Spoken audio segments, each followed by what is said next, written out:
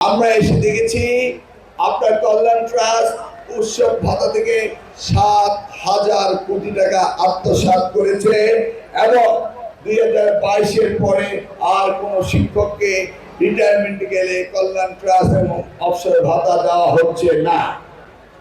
এই বিষয়ে আমরা পদক্ষেপ নিয়েছি। আপনাদের ৬৫,০০০ শিক্ষক রয়েছেন এ যাবৎ যারা পাননি। আমরা এই জুলাই মাসের শেষে একটি টোকেন অর্থাৎ ন্যূনতম পক্ষে ১ লাখ টাকা করে হলো আমরা আমাদের এই যাত্রা এই বছরে এই জুলাই শেষেই আমরা শুরু করব। সকলে মিলে প্রতিযোগিতার মতো নেমে এই অঞ্চলে সকল শিক্ষার্থীদেরকে আপনারা তাদেরকে দেখে রাখবেন। আমাদের প্রধানমন্ত্রীর আগামীর ভাবনা বাংলাদেশকে শিক্ষিত জাতি করা, এই ভাবনার সাথে আপনারা তাল মিলিয়ে চলবেন। ইতিমধ্যে আপনারা দেখেছেন এসএসসি পরীক্ষা আমি কিছুটা এগিয়ে এনেছি, এইচএসসি পরীক্ষা কিছুটা এগিয়ে এনেছি।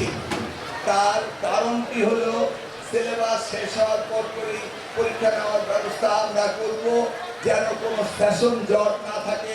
বিশ্ববিদ্যালয়ের সাথে সমন্বয় করে আমরা তাদেরকে লেখাপড়া করাবো, যেন ওই ১২ বছরের লেখাপড়া ইন্টারমিডিয়েট তার সাথে ৬ বছরের মানুষ স্কুল যায়, ১৮ বছরের মধ্যেই যেন সম্পন্ন হয়, সেই জন্য সেইভাবে আমরা সিলেবাস শেষ করছি।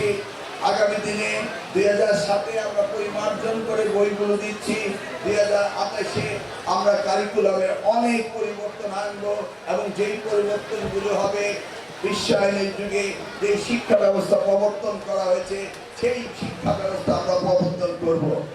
আগামীকরণের বিষয়ে আমরা একটি নীতিমালা প্রস্তুত করব বলে আমি হুইপ মহাশয়ের সাথে আলোচনা করেছি। এই নীতিমালা এমন একটি নীতিমালা আমরা করব, যে নীতিমালা আমরা আশা করব ১০০ বছরের উপরে যেই সমস্ত প্রতিষ্ঠানগুলো সারা বাংলাদেশে রয়েছে, এই ১০০ বছরের পুরনো প্রতিষ্ঠানগুলো সরকার যেন দায়িত্ব নেয় এই ১০০ বর্ষ পূর্তির পরে। এই বিষয়ে আমরা একটি নীতিমালা তৈরি করব এবং মাননীয় প্রধানমন্ত্রীর সাথে আলোচনা সাপেক্ষে আমরা ইনশাআল্লাহ শতবর্ষী স্কুল কলেজগুলোকে সরকারিকরণের প্রস্তাবনা দেব বলে আজকে মাননীয় হুইপের সাথে আলোচনা করেছি এবং সেইভাবে আমরা এগোবো ইনশাআল্লাহ। আশা করছি এটা একটি বাস্তবতার মুখ দেখবে। অনুযায়ী আগামী জুলাই পর থেকে সারা বাংলাদেশে প্রত্যেকটি প্রাথমিক বিদ্যালয়ে মিড ডে মিল চালু হবে। ওরা নির্দেশ মোতাবেক আমরা আনন্দময় শিক্ষার দিকে যাচ্ছি। শিক্ষা মানে সারাদিন বই পড়া এবং জিপিএ পাস পাওয়া তা নয়। আনন্দময় শিক্ষা তোমাদের হতে হবে। ক্লাস 4-এ আমরা তোমাদের জন্য খেলাধুলা সাংস্কৃতিক অনুষ্ঠান আমরা ব্যবস্থা করেছি। আমরা ক্লাস 6 থেকে কারিগরি শিক্ষার জন্য আমরা কারিকুলামে দিচ্ছি এবং আনন্দময় শিক্ষা আমরা শুরু করছি।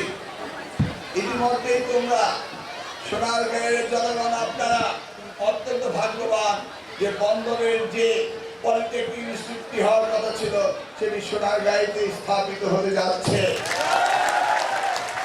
এবং এই সোনারগাঁয়েতে একটি টেকনিক্যাল স্কুল এন্ড কলেজের কাজ শুরু হয়েছে। আগামীতে তিনি বাজেট বাড়িয়ে দিবেন এবং শিক্ষার বাজেট জিডিপি ৫% তিনি উন্নতি করবেন। আপনি বুঝতেই পেরেছেন শিক্ষাকে গুরুত্ব দিয়েছিল শহীদ রাষ্ট্রপতি জিয়াউর রহমান। যারা এমপিভুক্ত শিক্ষক রয়েছেন ৫০% ভাতা দিয়ে তিনি প্রথম যাত্রা শুরু করেছেন। আমরা দেশমাতা বেগম খালেদা জিয়ার সময় এসে এই শতভাগ শিক্ষকদের বেতন ভাতা দেওয়া হয়েছিল। আমাদের দেশমাতা বেগম খালেদা জিয়া নারী শিক্ষার উন্নয়নের জন্য মেয়েদের উপবৃত্তির ব্যবস্থা করেছিলেন। আজকে প্রধানমন্ত্রী ডিগ্রি লেভেলেও মেয়েদের জন্য উপবৃত্তির ব্যবস্থা করেছেন, ক্রমান্বয়ে ছেলেদের জন্য ব্যবস্থা করাবেন এই ঘোষণা তিনি ইতিমধ্যে দিয়েছেন। প্রাথমিক স্কুলে খাদ্যের বিনিয়োগ কর্মসূচি, টাকার বিনিয়োগ কর্মসূচি এবং স্কুলে স্টাইপেন্ড ইন্টারমিডিয়েট পর্যন্ত যে প্রচলিতটি রয়েছে এটা আমাদের দেশমাতা বেগম খালেদা জিয়া করেছিলেন। আমি শুনতে পেলাম এই ওয়ালের পাশেই নাকি একটি প্রাইমারি স্কুল রয়েছে এবং এই প্রাইমারি স্কুলটি নাকি বন্দর থানার স্কুল, সেই কারণে দূর থেকে এটি ওরা এসে ইন্সপেকশন করে না। আমি এখানে বলে গেলাম মন্ত্রণালয়ে গিয়ে এটা সোনারগাঁয়ের অধীনস্থ সোনারগাঁয়ের প্রাথমিক শিক্ষা অফিসার এই স্কুলটি পরিদর্শন করবে এবং এই স্কুলটি সঠিকভাবে পরিচালনা করার জন্য যা যা প্রয়োজন হয় সরকার থেকে তা করা হবে। তোমাদের ভবিষ্যৎ তোমাদের হাতে। আমরা অভিভাবকরা শুধু চেষ্টাই করতে পারবো। ইনশাআল্লাহ তোমাদের জন্য আমরা যা যা প্রয়োজনীয় তা তা করবো।